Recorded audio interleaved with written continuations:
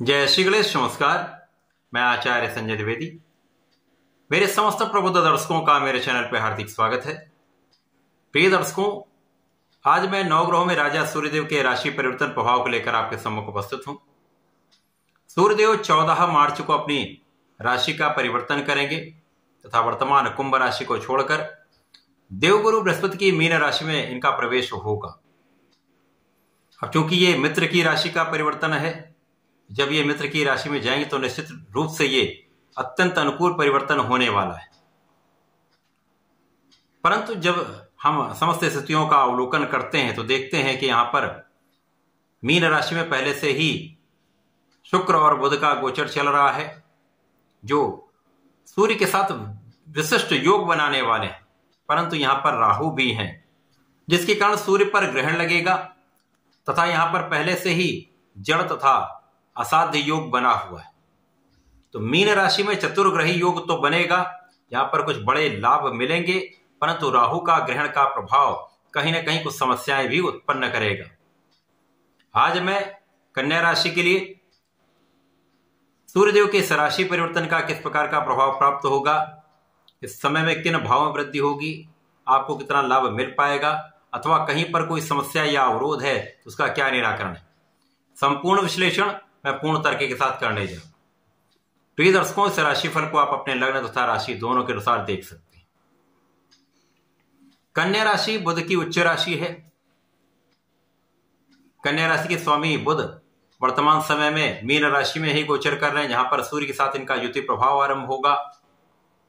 कन्या राशि के लिए सूर्य अत्यंत प्रभावी भी हैं, कारक भी हैं तथा मित्रवत होते हुए सप्तम भाव में गोचर करेंगे। तो सप्तम भाव में कन्या राशि के लिए चतुर्ग्रही योग का निर्माण हो रहा है, जहां पर सूर्यदेव अत्यंत प्रबल अवस्था में केंद्र के भाव में होंगे तथा बुध और शुक्र के साथ बुधादित्य योग तथा रवि शुक्र योग बनाएंगे। परंतु राहु का ग्रहण दोष भी यहां पर प्राप्त होगा। प्रिय दर्शकों, जब सूर्यदेव का राशि परिवर्तन मीन राशि में होगा, राहु यहां पर वक्री अवस्था में होते हैं, तो ये पीछे की ओर गमन कर रहे हैं, सूर्यदेव आगे की ओर जा रहे हैं। तो जिस स्थिति में ये दोनों आमने सामने होंगे वहां पर ही ग्रहण का सर्वाधिक प्रभाव प्राप्त होगा। अर्थात 14 मार्च से लेकर लगभग 10 से 12 दिनों का जो समय है वो यहां पर कुछ सावधानी रखने का है। समस्याओं का हो सकता है, कुछ अवरोधों का हो सकता है, परंतु उसके बाद जैसे ही सूर्यदेव आगे बढ़ेंगे तो निश्चित रूप से ये जो केंद्र का प्रबल राजयोग बन रहा है वो आपको विशेष लाभ भी देगा। अब सूर्यदेव कन्या राशि के लिए द्वादश भाव के स्वामी होकर सप्तम भाव में केंद्र के भाव में गोचर करेंगे और इनकी सीधी दृष्टि का प्रभाव लग्न पर होगा। लग्न के स्वामी के साथ राहु ने जड़ दोष बनाया हुआ है, तो जो जड़ दोष बना उसकी समस्या यहां पर कम होगी, क्योंकि सूर्यदेव राजा है, राजा के समान ही इनका विशेष प्रभाव है, सामर्थ्य है, क्षमता है।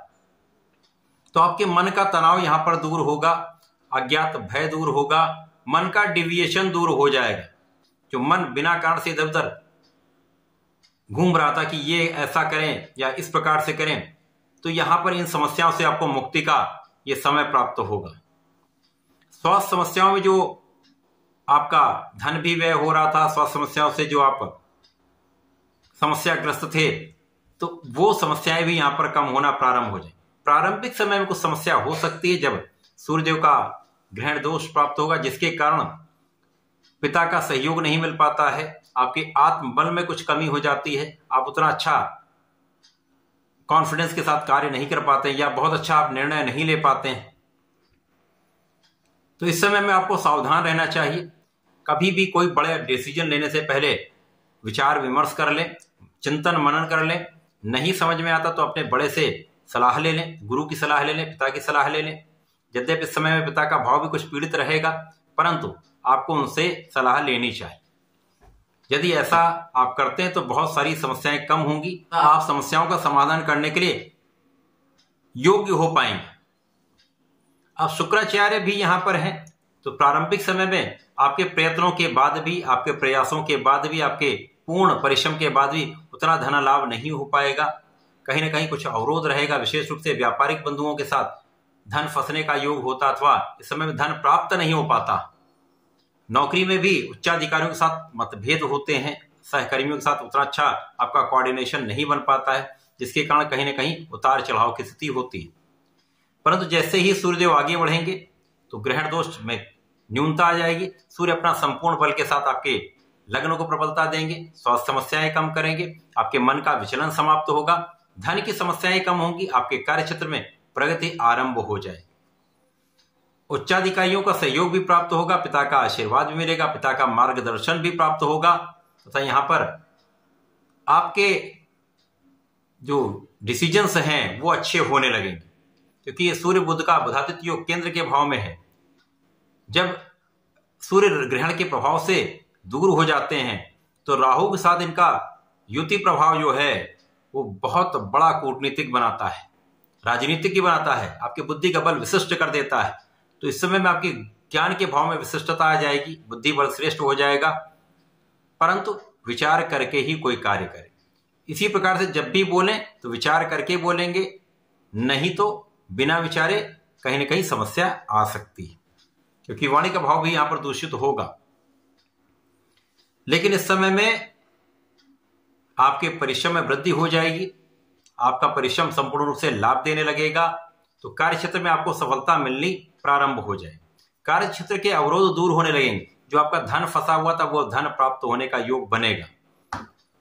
किसी प्रकार के विवाद में ना पड़े, किसी भी प्रकार के कानूनी समस्याओं में यदि आप हैं तो वहां पर विचार विमर्श करके सलाह लेकर आगे बढ़ें, क्योंकि राहु भ्रम है तो भ्रम के कारण यहां पर समस्या होती है। इसी प्रकार से समय में जीवन साथी के साथ कुछ तनाव हो सकता है, परंतु यहां पर स्थितियां अच्छी हो रही, क्योंकि बुध और शुक्र का भी संयोजन बन रहा है। तो आपसी प्रेम तो होगा, लेकिन मतभेद के कारण या भ्रम के कारण कुछ तनाव या क्लेश की समस्या होगी, उसका निराकरण आप कर पाएंगे। इसी प्रकार से यदि आप बात करके कुछ करते हैं कार्य, तो बातों से विचार विमर्श करने से आपके समस्याओं का निराकरण यहां पर हो सकता है। इसी प्रकार से साझेदारी में एक अच्छा लाभ मिलेगा।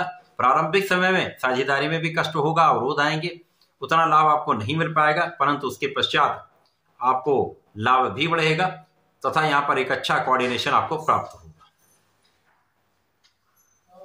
सूर्य का ये राशि परिवर्तन कन्या राशि के लिए अच्छा है। प्रारंभिक समय में कुछ अवरोध देगा, कुछ समस्याएं देगा, तो इस समय में आपको नियमित रूप से सूर्यदेव को जल देना चाहिए। ओम घृणी सूर्याय नमः का कम से कम 27 बार जप अवश्य करना चाहिए। इसी प्रकार से इस समय में गणपति जी के संकटनाशन गणेश स्तोत्रम का पाठ करते रहिए। राहु भी बैलेंस रहेंगे, आपका बल बढ़ेगा तथा गणपति का पूर्ण आशीर्वाद आपको प्राप्त होगा। बुद्धि बल श्रेष्ठ रहेगा तो आप अपनी समस्याओं का निराकरण करके हुए आगे बढ़ते जाएंगे, सफलता की प्राप्ति करते जाएंगे, धन का एक अच्छा लाभ आप प्राप्त कर पाएंगे। तो ऐसा करके समय का उपयोग करके लाभ ले सकते हैं। धन्यवाद, नमस्कार।